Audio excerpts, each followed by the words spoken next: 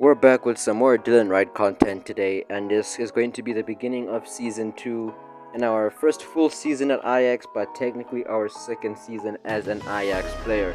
We joined them last season in January after suffering a pretty tough injury at AFC Bournemouth.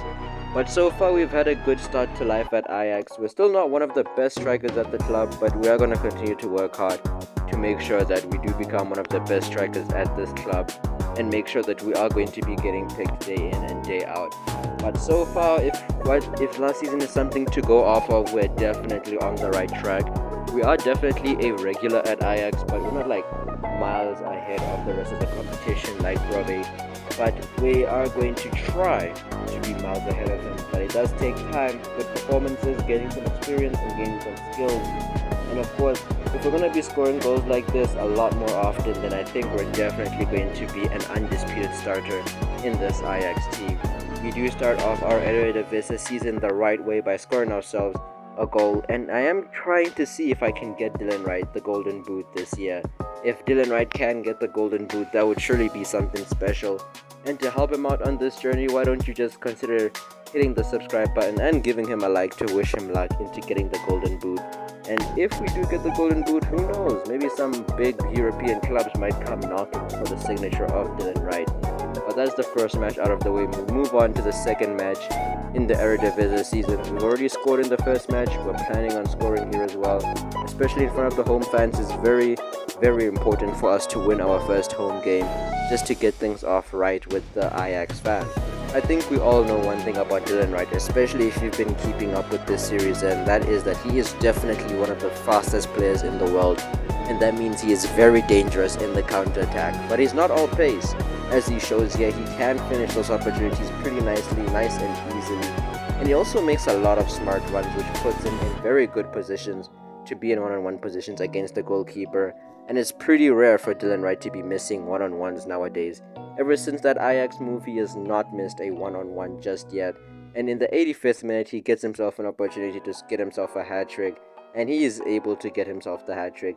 I think that it would be his first hat-trick in an Ajax shirt, and what a way to do it too. What a time to do it in front of the home fans in the first home game of the season, to give the fans something to cheer about, to show the fans that a special season, a really special season, is ahead.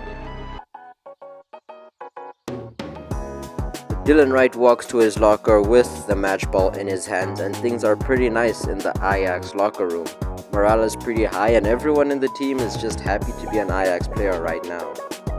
We're straight back to business though, because we need more points to win the league this year, and it would be pretty sweet to grab 3 points from one of our biggest rivals in FC Utrecht. On the surface, it does seem like a pretty easy game for Ajax to win, but whenever any team faces a derby, no matter how big they are, things aren't always going so easy. And you could probably say that the pressure was definitely on Dylan Wright's head, because believe it or not, he missed 2 penalties in a row. Don't know why he decided to take the third one, but hey, at least he was able to score this time. It's definitely gonna rock his confidence a little bit to miss 2 penalties in a row, but as long as he scores, I guess it doesn't really matter too much. But as I was saying, derby games are rarely that easy, and it shows with the end scoreline, as Dylan Wright's penalty is the only thing that separates Ajax and Utrecht. Utrecht is a pretty tricky team for Ajax to beat, but thankfully this time we do come away with the win, even though it was quite a shaky win and quite a shaky game for Dylan Wright, as long as he's able to get himself a goal to continue on his crusade towards the top of the golden boot race. Somehow winning man of the match. I don't know if he really deserves man of the match after that performance with the penalties, but hey, I'm not the one who hands out the award. And his good performances this month also get him player of the month. But we move away from the Eredivisie, we move away from domestic competition, and we head into the Champions League. Now this one, at home, Johan Cruyff Arena, playing against Lech Poznan. No disrespect to them, but Ajax should be keep picking up a win in this game. But this is football, and things don't always go the way of paper. We are the ones to get the first opportunity. Dylan Wright gives it to Klaassen, takes the shot first time, but Lech Poznan were able to save, and they got a solo run. They beat our defense a bit too easily, and one-on-one against the goalkeeper, their striker does their job and they score the goal. Now Ajax is on the back foot and we have begun chasing the game, and believe it or not, we are trying our very hardest None more so than Dylan Wright, not even trying to go for the selfish opportunities. He is passing the ball around, but it feels a pretty unlucky for Ajax here. They had some good quality chances, but they just really did not have that finishing touch to score the goal. Honestly, if things went slightly more towards their way, they definitely would have won this game 3-1. But losing at home, our first game in the Champions League against Lech Poznan, that puts a very, very sour taste in our mouths. And considering how our group is going to go, it's not going to be easy for us to recover from this.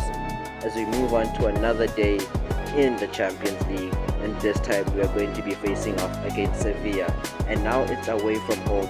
We do have a bit of history with Sevilla. Last time when we were in the Champions League, we did face off against them in the round of 16. We were able to knock them out, but it wasn't that easy. It wasn't an easy feat to knock out Sevilla. Dylan Wright still steps up for penalties despite his mishap in domestic competition.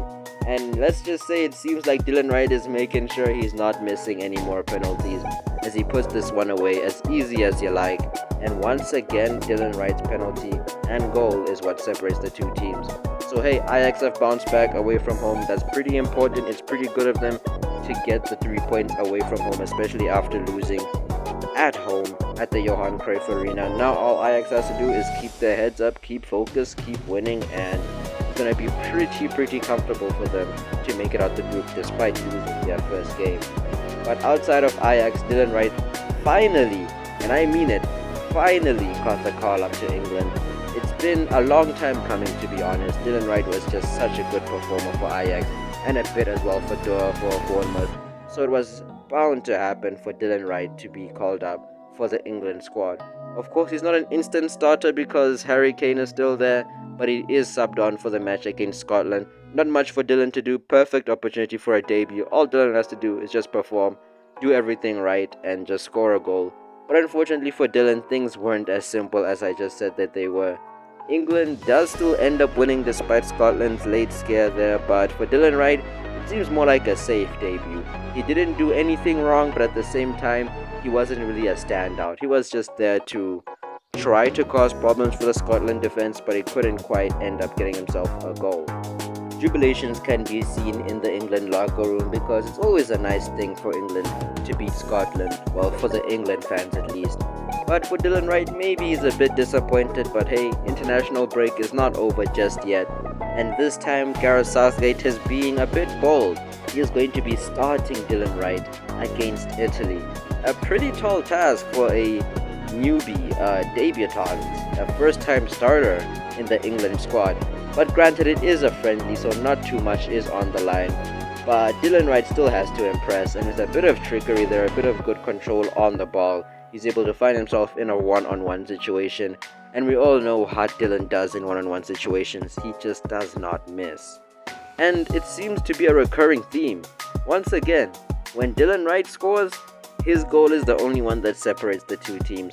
But make no mistake, Dylan did perform well in this game. He got himself a couple of opportunities. He was looking really dangerous. And if Dylan Wright can keep on appearing in the England squad, who knows?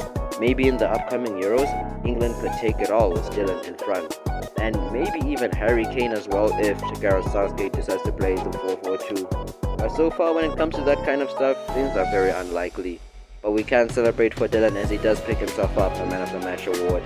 And the episode ends here. Pretty decent growth from Dylan this episode. Goes by 3 overalls. He is definitely going to be a primetime starter for Ajax. He is going to be the main starter now. He is also leading the Golden Boot charge, so that's all the more reason for him to start. But if you did enjoy this episode, I would really appreciate it if you hit the like button, and if you did subscribe, trying to get to 500 and then hopefully 1000.